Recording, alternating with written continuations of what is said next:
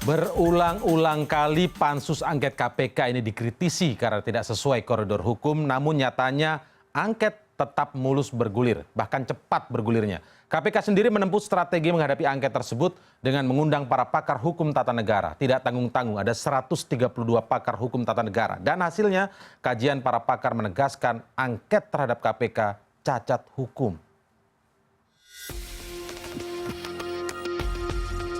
Menghadapi pansus angket di DPR, KPK melakukan kajian dengan sejumlah pakar hukum tata negara.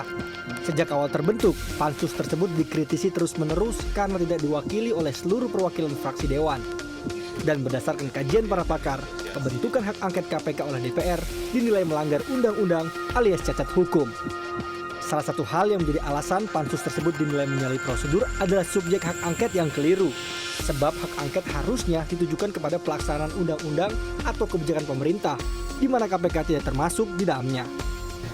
Angket itu tidak sah karena bukan kewenangan DPR untuk menyelidiki proses hukum di KPK. Pansus hak angket dibentuk melalui prosedur yang menyalahi peraturan perundang-undangan, sehingga pembentukannya pun adalah ilegal. APHTN dan Pusako menghimbau agar KPK tidak mengikuti kehendak panitia angket yang pembentukannya bertentangan dengan peraturan perundang-undangan. Akibat pembuatan panitia angket yang bertentangan dengan undang-undang, maka segala tindakan panitia angket dengan sendirinya bertentangan pula dengan undang-undang dan hukum. Pansus angket sendiri sudah berstruktur dan mulai bekerja. Meski sejak awal dinilai salahi aturan, Dewan Perwakilan Rakyat bergeming. Menurut DPR, KPK adalah lembaga negara pelaksana undang-undang sehingga angket yang ditujukan kepada KPK sudah sesuai prosedur.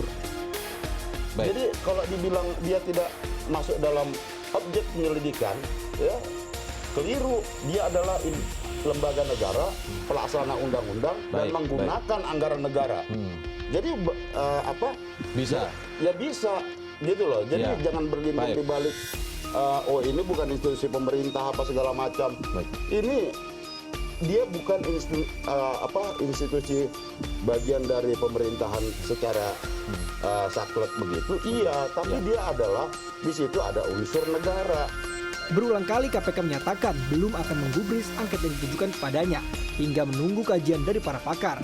Ini setelah kajian tersebut memastikan prosedur hak angket tak sesuai koridor hukum.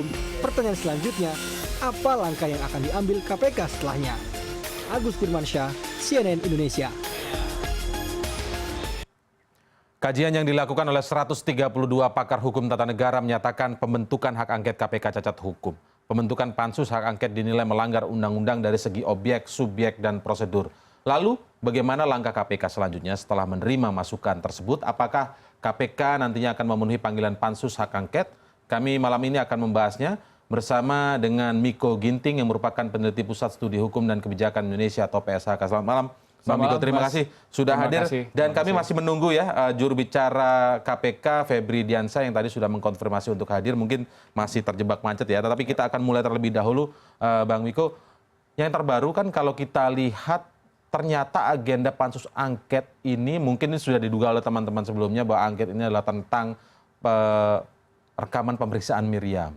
Dan kita lihat hari ini ataupun dari kemarin rapat pansus memutuskan untuk mengundang Miriam agar bisa menjelaskan benarkah dia ditekan atau tidak oleh beberapa nama anggota Komisi Hukum DPR saat itu yang dibacakan oleh Novel Baswedan begitu ya di pengadilan Tipikor saat itu. Menurut Anda ketika pansus memanggil Miriam, KPK akhirnya memutuskan untuk tidak bisa meloloskan permintaan tersebut. Bagaimana Anda melihat ini? Ya, pertama memang dari awal kita sudah mengejar sebenarnya argumentasi untuk pembentukan pansus angket ini apa gitu. Apakah untuk kasus Miriam yang juga sebenarnya kasus IKTP kan pada saat itu, atau memang persoalan lain seperti yang dikemukakan oleh beberapa pengusung angket, ya, seperti tata kelola lembaga, kemudian juga ada audit BPK dan seterusnya gitu. Yang kemudian dibantahkan bahwa ini tidak terkait dengan kasus, tapi terkait dengan tata kelola lembaga gitu. Hari-hari ini kita bisa melihat lagi bahwa sebenarnya ini sangat terkait dengan kasus gitu. Akhirnya kasus begitu IKTP ya. yang kemudian juga terbongkar sedikit banyaknya melalui Miriam S. Haryani. Itu yang pertama dulu. Jadi saya kira memang sulit untuk DPR berkelit ya, atau pansus hak angket untuk berkelit bahwa ini tidak terkait dengan kasus yang sedang ditangani. Nah, Tapi yang kali ini dengan agenda pansus kemarin yang memutuskan untuk memanggil Miriam S. Haryani akhirnya menjadi terkonfirmasi ya. Betul, bahwa ini memang sangat terkait dengan kasus. Nah, Ada kalau pelanggaran tidak di situ? kalau sangat terkait dengan kasus, maka sebenarnya ada beberapa ketentuan di Undang-Undang Tipikor ya, Undang Tindak Pidana Korupsi, misalnya di pasal 21 itu kan juga ada tindakan menghalang-halangi penyidikan gitu. Kalau kita hubungkan dengan misalnya beberapa anggota pansus yang kemudian juga disebut-sebut dalam beberapa kasus, tidak hanya IKTP tapi juga kasus-kasus lainnya, maka besar dugaan juga memang ini terkait dengan upaya menghalang-halangi penyidikan gitu. Dan sebenarnya ada peluang bagi KPK untuk kemudian mengejar beberapa orang ini juga yang terkait dengan kasus kemudian menjadi pengusung hak angket. Meskipun saya kira memang secara hukum begitu adanya, tapi secara politik memang juga besar resikonya untuk KPK ketika juga mengejar para anggota pansus ya. Nah, itu yang pertama. Yang kedua, saya kira menghadapi pansus hak angket ini, KPK juga punya pilihan. Pilihannya kan begini, kalau di Undang-Undang MPR, DPD, DPRD itu, maka dikatakan di pasal 203 itu dikatakan pihak yang dipanggil itu wajib untuk menghadiri pemanggilan pansus sekaligus memberikan informasi atau dokumen kalau diminta. Nah, ketentuan di Undang-Undang MD3 itu kemudian juga bertentangan dengan ketentuan di Undang-Undang Keterbukaan Informasi Publik. Jadi materi penyidikan itu dia informasi yang dikecualikan untuk diakses. Nah, jadi KPK sebenarnya bisa saja pilihannya adalah untuk menghadiri pemanggilan pansus, tapi menolak untuk memberikan semua informasi atau dokumen yang terkait dengan perkara. Ini gitu. masalahnya undang-undangnya yang sengaja bertabrakan atau pelaksanaan atau penerapan undang-undangnya yang salah sehingga akhirnya nggak mau bertabrakan. Bisa jadi begitu. Iya. Dan saya kira memang dengan mengacu pada Undang-Undang Keterbukaan Informasi Publik, pilihan yang paling bijak bagi KPK yaitu menghadiri pemanggilan pansus, tapi untuk meluruskan beberapa hal saja dan tidak terjebak pada misalnya membicarakan materi-materi penyidikan. Nah, itu yang pertama. Yang kedua, Senin nanti kan Miriam S. Haryani itu kan dipanggil oleh pansus ya. Yeah. Saya kira KPK juga berhak menolak karena status Miriam ini adalah tahanannya KPK. Jadi memang berada di bawah pengawasannya KPK. Dan kemudian yang kedua juga saya kira pemanggilan Miriam S. Haryani juga mengkonfirmasi ini memang terkait dengan kasus kok. Nah, itu bagaimana posisinya kalau memang kemudian yang dipanggil pansus itu harus hadir tetapi sementara yang dipanggil ini adalah tahanan dari sebuah lembaga yang independen seperti KPK ini. Nah, itu akan bagaimana posisi hukumnya? Saya kira KPK tetap saja mengacu pada ketentuan ya di dalam Kitab Undang-Undang Hukum Acara Pidana maupun di Undang-Undang Keterbukaan Informasi Publik. Bahwa tahanan yang berada dalam pengawasannya KPK yaitu sepenuhnya kewenangannya KPK. Jadi saya kira tepat apa yang disampaikan itu ada dalam undang-undang tentang KPK ya? Ada di Kitab Undang-Undang Hukum Acara Pidana. Jadi dasar kewenangannya kan Undang-Undang KPK dan Kitab Undang-Undang Hukum Acara Pidana gitu. Dan saya kira pendapat dari wakil pimpinan KPK itu tepat ketika mengatakan bahwa bisa nggak diabaikan yang undang-undang tentang MDT pelaksanaan pansus ini? Saya kira bisa-bisa saja dalam konteks bahwa ini kan kalau dalam hukum itu namanya lex specialis ya. Nah, jadi lex specialis yang mana yang lex spesial specialis? itu adalah KPK. ketentuan Kitab Undang-Undang Hukum Acara Pidana maupun Undang-Undang KPK gitu. Terlebih lagi tadi kalau bahkan di Undang-Undang MD3 sekalipun dikatakan bahwa kalaupun wajib menghadiri dan dipanggil, di undang-undang lain juga ada untuk kemudian materi penyidikan itu dikecualikan untuk diakses gitu. Jadi pilihan yang paling bijak saya kira ya untuk posisi KPK saya kira satu menghadiri saja pemanggilan pansus angket, tapi tidak memberikan dokumen ataupun tidak memberikan informasi yang kemudian berkaitan dengan materi penyidikan. Terkait dengan Miriam S. Haryani, kewenangannya saya kira kewenangan penuh dalam Tapi kalau sudah KPK, ya. seperti kajian dari pakar hukum tata negara yang jumlahnya 132 itu, padahal satu saja sudah cukup menjelaskan sebenarnya kemudian 132 kurang apa begitu. Bahwa ini cacat hukum.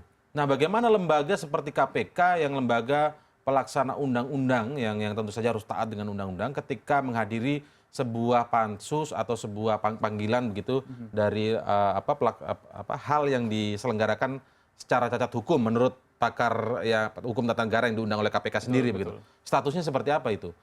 Statusnya aja sudah cacat hukum, kalau dia menghadiri itu bukan nggak dia terlibat dalam proses yang cacat hukum tadi? Betul. Nah, cacat hukum itu kan salah satu argumentasinya adalah dalam pasal 201 ya, Undang-Undang MD3 itu, tentang MPR, DPD, DPR, dan DPRD itu, pembentukan pansus itu harus diwakili semua fraksi gitu. Nah, sementara ada beberapa fraksi yang belum memberikan wakilnya. Sehingga kemudian keabsahan dari pansus hak angket ini sendiri masih dipertanyakan. Dan itu yang dikonfirmasi dan dinyatakan oleh 132 pakar hukum tata negara itu kan. Nah, saya kira memang ini jadi catatan penting untuk DPR gitu. Dalam konteks memberikan harga pada kewenangannya sendiri. Ini kan hak angket ini bukan kewenangan main-main nih. Iya, iya. Dari kewenangan untuk melaksanakan penyidikan terkait dengan kebijakan pemerintah gitu. Jadi memang pelaksananya harus benar-benar sangat beralasan, argumentatif dan juga sesuai dengan prosedur hukum. Oke. Gitu sehingga Ya. kemudian hari ketika melakukan hak angket lagi, harganya ada gitu. Harganya spesial bahwa hak angket ini dilakukan memang ketika ada kondisi-kondisi yang terpenuhi oleh undang-undang gitu. Nah, dengan kajian dari pakar hukum tata negara tadi kita bisa melihat bahwa pembentukan pansus hak angket ini memang dari sisi undang-undangnya sudah menyalahi dari awal karena tidak diwakili semua fraksi gitu. Dan saya kira memang KPK juga beralasan ketika mengatakan bahwa tidak ingin menghadiri forum yang dibentuk oleh prosedur yang tidak taat pada undang-undang gitu. Walaupun seringkali beberapa anggota pansus atau anggota DPR yang mungkin tidak terlibat dalam pansus mengatakan bahwa ketika dipanggil oleh pansus itu bisa ada pemanggilan paksa. Ini menjadi menarik. Nanti kita akan ulas lebih lanjut. Kita akan dengarkan bagaimana tanggapan dari juru bicara KPK Febri Diansah setelah jeda berikut ini. Tetaplah bersama kami.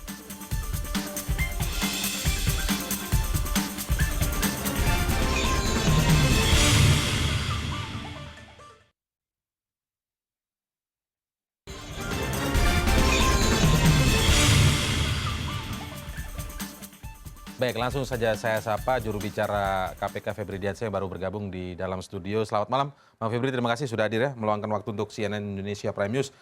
Langsung saja Bang Febri menanggapi kemarin ada 132 pakar hukum tata negara. Kalau selama ini kan kita tanya bagaimana sikap KPK tentang pansus angket yang sudah terbentuk, bergulir, berjalan, sudah mulai menentukan agenda, bahkan ketika menentukan pimpinannya sudah membaca surat dari Miriam S. Haryani yang katanya surat dari Miriam S. Haryani begitu ya. KPK akan datang tidak kalau diundang pansus ini?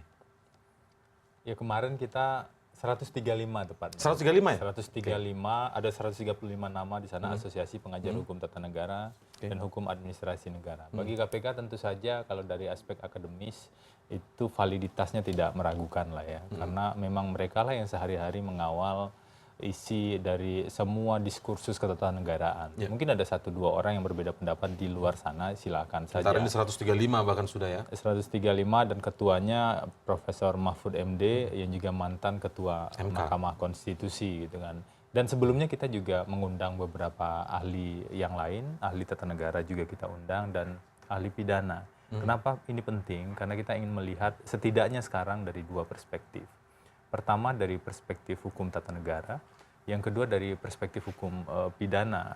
Ini menjadi satu hal yang krusial karena hak angket ini asal muasalnya kan ketika kita menolak untuk membuka salah satu bukti dalam proses penyidikan yang sedang dilakukan oleh KPK yaitu rekaman proses pemeriksaan Miriam S. Haryani. Dan ini domainnya adalah domain hukum acara pidana dan juga khususnya kalau hukum materialnya tindak pidana korupsi. Makanya kita perlu mengundang dan clear sekali sebenarnya dalam diskusi tersebut bahwa memang sudah benar sikap yang diambil KPK untuk tidak membuka rekaman itu kecuali pada proses persidangan atau kecuali nanti ada perintah hakim. Misalnya perintah hakim yang dimaksud dulu pernah ada KPK membuka rekaman penyadapan Anggodo waktu itu di Mahkamah Konstitusi. Ada perintah hakim yang sangat tegas di sana, ya sudah kita buka. Kalau di tempat lain, di DPR, di studio misalnya, atau di mana-mana, itu tentu saja justru KPK nanti yang melanggar aturan undang-undang itu berlaku. Nah kami ingin memastikan itu, KPK ini kan lembaga penegak hukum. Tidak mungkin lembaga penegak hukum kemudian melanggar hukum itu sendiri. Ini akan jadi contoh yang sangat buruk ke depan. Karena itulah kita ingin pastikan sebenarnya apa yang bisa dilakukan dan tepat dilakukan oleh KPK dalam konteks pansus hak angket kali ini. Meskipun kita juga belum jelas yang mau diangket itu apa begitu kan. Di awal dikatakan soal rekaman pemeriksaan yang diminta, kemudian berkembang kemana-mana sampai membuka posko. Nah, kita belum tahu persis juga apa yang akan diangket. Supaya banyak melapor mengeluh tentang KPK mungkin maksudnya di situ ya? Iya, sebenarnya sih kalau bicara di undang-undang dari masukan beberapa ahli, sejumlah ahli yang menyampaikan pendapatnya pada kita, hak angket ini kan harus spesifik. Dan ada indikator-indikator lain juga di undang-undang yang sifatnya strategis, kepentingan publik yang sangat luas, jadi bukan kepentingan beberapa anggota DPR saja misalnya. Tapi secara kelembagaan tentu KPK juga harus berdiri pada satu posisi. KPK secara institusional menghormati kewenangan konstitusional DPR. kewenangan konstitusional yang tentu harus dijalankan sesuai dengan aturan hukum yang berlaku. Nah, kita berada pada titik itu sekarang sebenarnya untuk kemudian menganalisis, mempertimbangkan dari sejumlah masukan ahli tersebut apa yang akan dilakukan KPK ke depan. Jadi sampai saat ini kita masih proses mempertimbangkan hal tersebut. Karena KPK memang harus hati-hati sekali soal ini. Jangan sampai KPK melanggar undang-undang dan jangan sampai juga DPR kemudian melanggar aturan hukum yang berlaku karena ini adalah lembaga yang terhormat. Jadi sekarang belum menentukan ya, masih mengkaji lagi ya? Ya, karena masih. panggilan-panggilan sudah, agenda panggilan-panggilan sudah mulai ada. Yang terbaru mungkin belum KPK-nya yang dipanggil, tetapi Pansus kemarin memutuskan untuk memanggil Miriam S. Haryani dengan alasan surat yang diduga begitu ya, media belum bisa melihat jelas karena waktu itu ketika mau disorot tidak boleh oleh ketua pansusnya begitu, untuk mengklarifikasi bahwa tidak benar apa yang dikatakan oleh Novel Baswedan dalam Pengadilan Tipikor bahwa ada anggota Komisi Hukum DPR yang menekan Miriam S. Haryani untuk mencabut BAP-nya. Nah, ini bagaimana nih? Panggilan-panggilan sudah mulai ada. Sikap KPK untuk permintaan pansus memanggil Miriam S. Haryani akan seperti apa? Suratnya belum kita terima. Jadi Miriam adalah tersangka di KPK, sedang proses penyidikan. Semoga dalam waktu dekat, mungkin minggu depan ya, minggu depan kita sudah bisa naik ke tingkat berikutnya di proses penuntutan misalnya. Ketika bukti sudah lengkap dan sudah firm sesuai dengan hukum acara yang berlaku, kita akan limpahkan dari penyidikan ke penuntutan. Artinya dalam waktu dekat kasus ini akan disidang. Ketika disidang artinya salah satu bukti dalam kasus ini yaitu rekaman proses pemeriksaan Miriam, termasuk penyebutan nama-nama sejumlah anggota DPR tersebut yang disampaikan juga oleh Novel Baswedan pada 31 pada persidangan kasus IKTP itu juga akan dibuka nantinya di persidangan. Jadi kalau ada pihak-pihak yang misalnya ingin menunggu apa yang disampaikan di sana, sebenarnya mudah, tunggu saja proses persidangan, maka kita akan lihat di sana semuanya. Bukan hanya itu yang akan dipaparkan, dalam rekaman pemeriksaan Miriam itu kita juga ingin buktikan bahwa tidak benar Miriam berada dalam keadaan tertekan ketika menyampaikan keterangan tersebut. Dan bahkan penyidik KPK sudah hadir di persidangan untuk menjelaskan sejumlah hal yang ditanya oleh hakim. Nah, ke depan ini akan dibuktikan lebih lanjut, termasuk juga siapa pihak-pihak yang mempengaruhi atau menekan Miriam, atau mencoba mendorong atau apapun lah namanya agar Miriam kemudian mengubah keterangannya atau mencabut BAP tersebut. Itu juga satu hal yang kita telusuri. Karena itulah KPK sudah masuk pada tahap berikutnya dalam kasus ini ketika kita menggunakan pasal 21. Jadi pasal 21 ini obstruction of justice, ada seseorang anggota DPR dengan inisial MN yang diduga merintangi proses hukum kasus IKTP ini yang terjadi di persidangan dan juga terkait dengan penyidikan dengan tersangka MSH tersebut. Sudah kita tetapkan sebagai tersangka. Hari ini kita periksa sebagai tersangka untuk pertama kalinya. Jadi kita dalami lebih lanjut. Itu yang MN itu ya? MN kita periksa hari ini sebagai tersangka. Kita dalami lebih lanjut apa indikasi keterkaitan dari MN dengan pencabutan keterangan di persidangan tersebut. Artinya apa? Tentu kita harus mencari tahu siapa saja pihak-pihak yang ingin mempengaruhi. KPK tentu harus mencari bukti-bukti. Ketika bukti permulaan sudah cukup, maka kita tingkatkan. Jadi ini tidak berhenti di MN saja ya? Saya kira konstruksi kasus ini kan harus dilihat dalam konstruksi yang besar. Ada kasus IKTP, di tengah-tengah kasus IKTP ada salah satu saksi yang diduga memberikan keterangan tidak benar. Kita cari kenapa saksi ini memberikan keterangan yang tidak benar. Ternyata ada pihak lain yang diduga mempengaruhi, kita tetapkan sebagai tersangka. Jika kemudian ketemu informasi yang lain, tidak tertutup kemungkinan. Meskipun tentu KPK harus firm betul dalam menetapkan seseorang menjadi tersangka. Tidak bisa hanya karena namanya sekali disebut di persidangan, maka akan menjadi tersangka. Belum tentu. Kita minimal harus punya 2 alat bukti untuk menentukan seseorang. Oke, memang suratnya belum diterima oleh KPK ya secara resmi tentang permintaan pansus yang memanggil Miriam S. Haryani. Tetapi kalau tidak salah tadi disebutkan akan Senin itu sudah akan dipanggil begitu. Menurut Anda sebaiknya akan seperti apa nanti daripada terjadi gontok-gontokan? Kan kita sudah sering lihat bagaimana KPK berkuku. Ini yang kasus yang lama, bagaimana institusi kepolisian berkuku. kemudian akhirnya terjadi ketegangan di antara dua lembaga ini. Nah, untuk menghindari itu seperti apa? Tapi tentu saja tanpa melanggar peraturan perundangan yang ada. Kalau untuk menghindari ketegangan tentu berjalan dengan prosedur hukum yang sudah diatur gitu ya. Bahwa kemudian untuk konteks Miriam S. Haryani kan dia dikenakan status penahanan juga oleh KPK gitu ya. Sehingga dalam konteks hukum acara pidana, siapa yang melakukan penahanan itu yang bertanggung jawab untuk melakukan pengawasan terhadap orang ini gitu. Jadi ketika KPK mengatakan bahwa tidak akan mengizinkan seseorang untuk kemudian keluar dari tahanan KPK, itu memang dalam konteks kewenangannya dia. Dan tadi kalau memang ingin menggali keterangan dari Miriam S. Haryani, toh kan akan juga sudah dinaikkan ke dalam tahapan penuntutan kan, di muka persidangan yang terbuka untuk umum, sehingga kita bisa melihat apakah memang benar ada upaya intimidasi, mengarahkan keterangan saksi dan seterusnya. Dan perlu diingat juga bahwa Miriam S. Haryani ini kan juga sudah mengajukan pra peradilan. Dan kemudian ditolak oleh hakim pra-peradilan gitu. Jadi sebenarnya forum-forum untuk mengkonfirmasi itu sudah banyak keterangan Miriam S. Haryani itu gitu. Satu ketika dikonfrontir dengan Novel Baswedan, kedua ketika mengajukan pra-peradilan gitu. Dan kemudian di dalam proses pembuktian pokok perkaranya juga akan dilakukan konfrontasi gitu. Sehingga menurut saya memang DPR kan punya pilihan untuk atau kemudian, mungkin justru karena ini ketika kasus Miriam yang apakah dia ditekan atau tidak nanti itu muncul di persidangan dalam waktu dekat, begitu justru ini yang dikejar oleh pansus. Menurut Anda bagaimana? Supaya ada duluan membentuk opini ke masyarakat. Benar, kalau itu yang terjadi maka kesan untuk kemudian bahwa ini menjadi ajang untuk political shaming gitu ya, mempermalukan secara politik menjadi kuat adanya. Dan jangan sampai kesan itu juga muncul bahwa ini adalah adu-adu kuat dan kemudian mengabaikan prinsip hukum gitu. Dan salah satu prinsip hukum yang kemudian bisa terjadi dan diabaikan adalah soal independensi. Jadi pelaksanaan pansus hak angket ini tidak hanya berkaitan dengan independensi KPK saja, tapi juga independensi badan peradilan lain.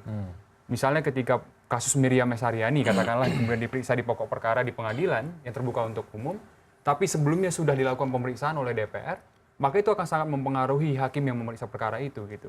Jadi harus sangat hati-hati. Pansus hak angket itu tidak hanya kemudian bertaruh soal independensi KPK sebagai penegak hukum, tapi juga mempertaruhkan independensi badan peradilan, yaitu pengadilan yang kemudian tugasnya memang memeriksa dan mengutus perkara itu gitu. Dan saya kira memang penting sekali untuk DPR tadi memberikan bobot harga pada hak angket ini. Jangan sampai kemudian pelaksanaan hak angket ini sedemikian murahnya begitu, hanya untuk satu kasus kemudian dilakukan hak angket dan seterusnya. Ketika ada kasus yang kemudian sangat strategis berkaitan dengan publik, kepentingan umum dan segala macam gitu, orang akan sangat mudah kemudian untuk mengatakan bahwa legitimasi hak angket ini apa gitu, mempertanyakan hak angketnya karena pernah digunakan tidak untuk tujuan yang semestinya begitu. Kalau sekarang ini kan kalau katakanlah mau secara prosedur hukum tata negara sudah jelas 135 pakar hukum tata negara dan hukum administrasi negara sudah mengatakan ini cacat hukum begitu. Tapi apakah memang KPK tidak bisa langsung menggunakan patokan itu saja begitu? Untuk menggunakan bahwa memang sudah cacat hukum. Kalau misalnya cacat hukum dan kita datang, maka akan mengikuti proses yang sebenarnya sudah cacat hukum. Jadi akan terlibat dalam kecacatan hukum itu sendiri. Itu menjadi pertimbangan KPK tidak, Bang Febri? Ya, itu salah satu pertimbangan KPK tentu saja. Kita harus menghitung ketika berdasarkan analisis yang sudah ada atau sumbangan-sumbangan pemikiran yang sudah disampaikan ke KPK bahwa Pak Mahfud misalnya mengatakan ada 3 persoalan mendasar di sini, mulai dari objek, subjek, sampai juga prosesnya ada sejumlah persoalan di hak angket ini. Dan publik juga mengetahui saya kira soal itu. Itu kan harus kita hitung juga. Selain juga mungkin ada satu pertanyaan yang belum terjawab sampai dengan saat ini.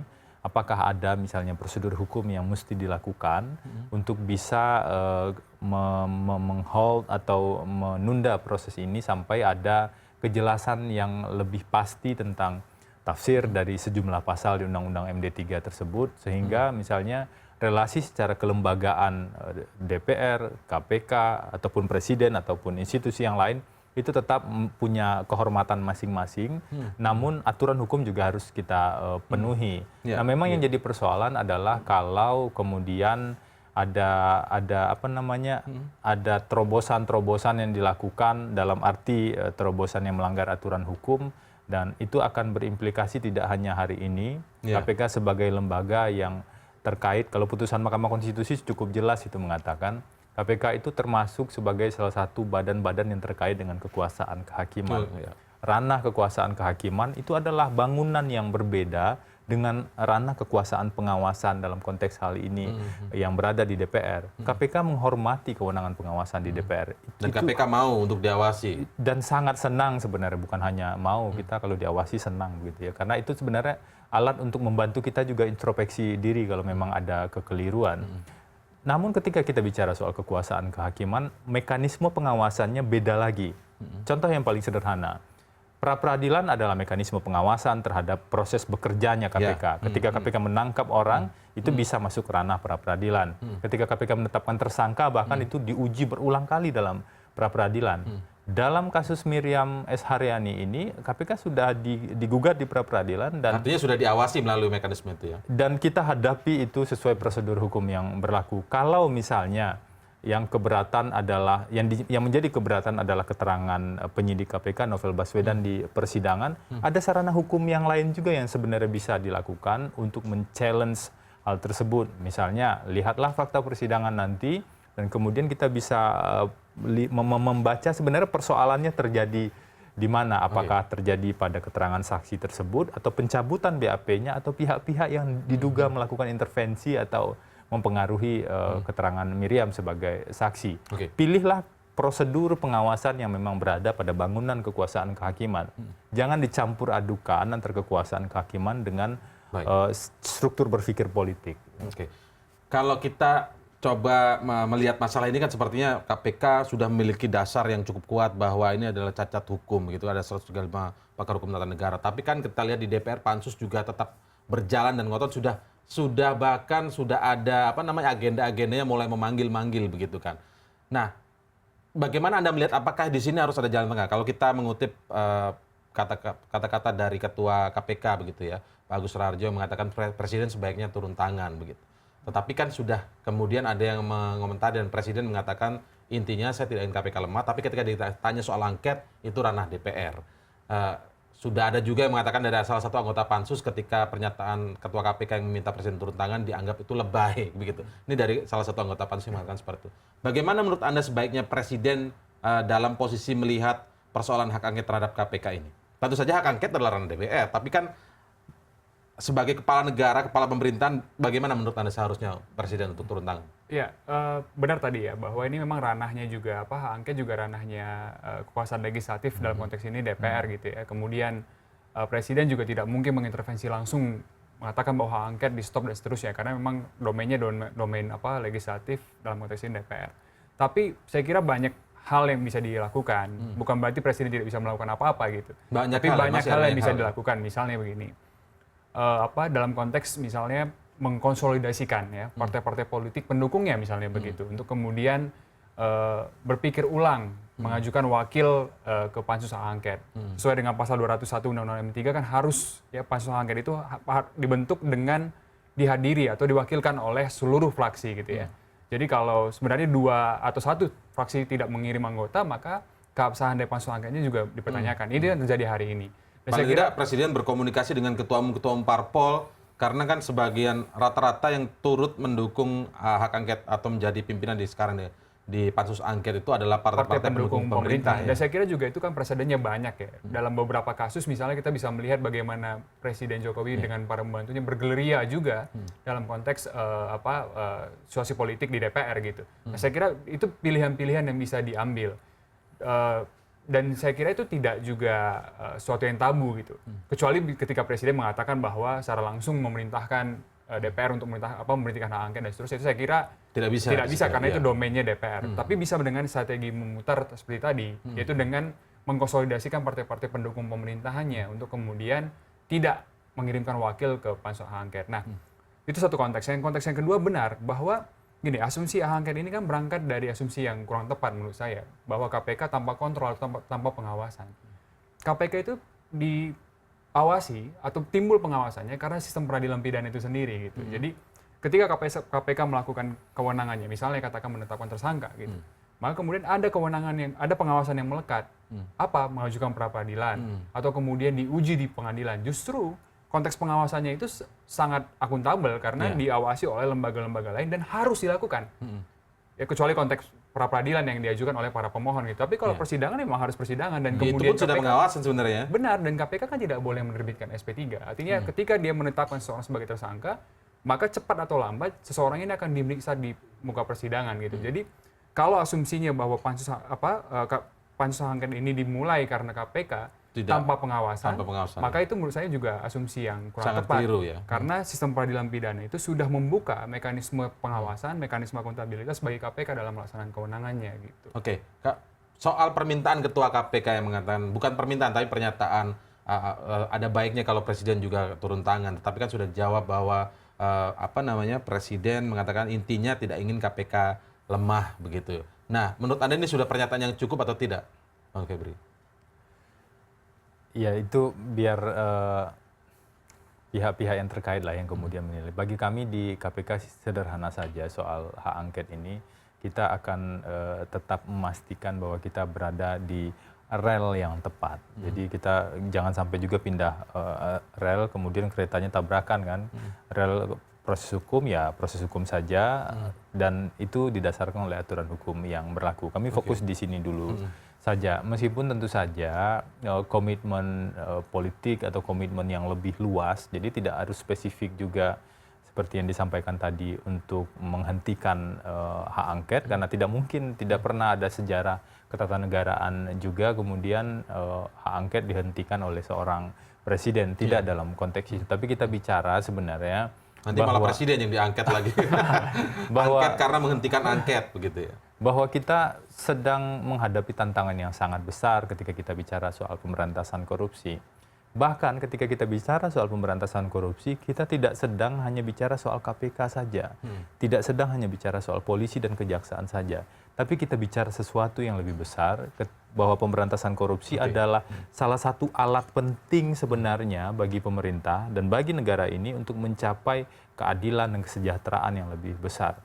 Tidak mungkin kita bicara soal kesejahteraan yang merata, jadi bukan kesejahteraan yang hanya berada pada segelintir orang tertentu, penguasaan sumber daya alam dan kekayaan, kalau kita tidak bicara soal pemberantasan korupsi dan penegakan hukum. Nah, karena itulah penting bagi presiden atau unsur-unsur lain di negara ini untuk meletakkan pemberantasan korupsi jadi salah satu faktor yang sangat penting. Ekonomi juga bisa tumbuh ketika ada kepercayaan terhadap instansi pemerintahan. Bagaimana instansi pemerintah dipercaya kalau korupsi masih sangat marak di sana. Nah, gambaran besar ini perlu dipahami lebih lanjut dan akhir-akhir ini pemberantasan korupsi mendapat tantangan yang luar biasa dari pihak-pihak yang mungkin saja contohnya seperti apa saja yang dihadapi selain angket, kemudian apa? Penyerangan terhadap penyidik senior KPK atau pegawai KPK begitu ya? Saya kira itu biar publik lah yang kemudian merinci lebih jauh. Di KPK kami tentu merasakan ketika kita bekerja kemudian ada hantaman-hantaman atau serangan-serangan baik yang secara langsung misalnya ke penyidik KPK Novel Baswedan yang sedang menangani beberapa kasus besar termasuk kasus IKTP ini sedikit banyak tentu ada pengaruhnya meskipun kita punya mekanisme mitigasi resiko di internal. Nah ini kan perlu difikirkan secara serius juga, jadi kita tidak hanya bicara tentang satu fenomena yang terjadi saat ini hak angket yang dipertanyakan oleh sejumlah ahli keabsahannya, tapi kita bicara soal pemberantasan korupsi kita ke depan itu mau dibawa kemana. Apalagi sudah ada yang mengatakan bahwa nanti rekomendasi Pansus adalah salah satunya mungkin saja merevisi Undang-Undang KPK. Itu sudah menjadi dugaan KPK juga? Saya berpikir kenapa rekomendasi sudah ada bayangannya padahal prosesnya belum berjalan. Nah, itu juga salah satu hal yang penting kita cermati lebih lanjut. Mumpung kita juga bicara Novel Baswedan sedikit saja ya, karena informasinya sangat santer terakhir ini dan kita butuh konfirmasi dari KPK. Pernyataan Pak Novel Baswedan ketika diwawancarai oleh media internasional begitu mengatakan bahwa dia menerima informasi bahwa salah satu pelaku terhadap penyiraman air keras terhadap dirinya adalah seorang jenderal polisi begitu.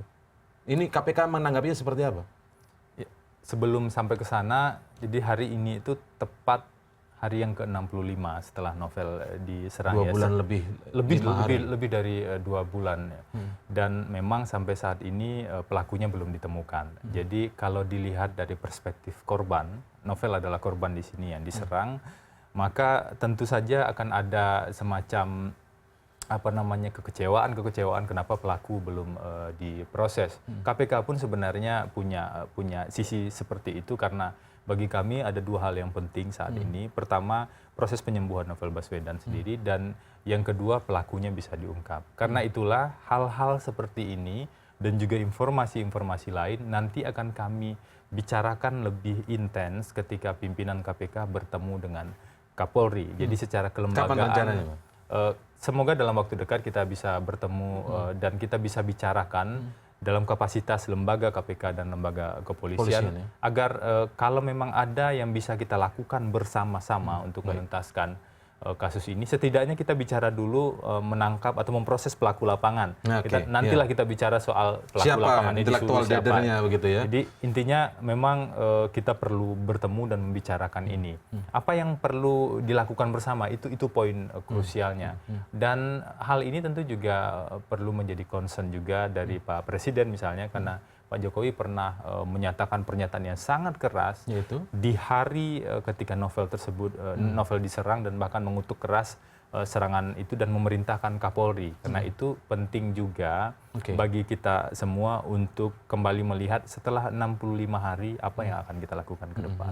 Baik, oke, kita tunggu nanti seperti apa hasil pertemuan dengan Kapolri. Kita tunggu juga bagaimana komitmen Presiden terkait kasus Novel Baswedan ini, dan tentu saja perkembangan hak angket. KPK sejauh ini masih akan berpikir apakah nanti bisa datang atau tidak begitu ya. Baik, terima kasih Bang Febri Diansyah, terima kasih Bang Miko Ginting telah bergabung bersama kami di CNN Indonesia Prime News.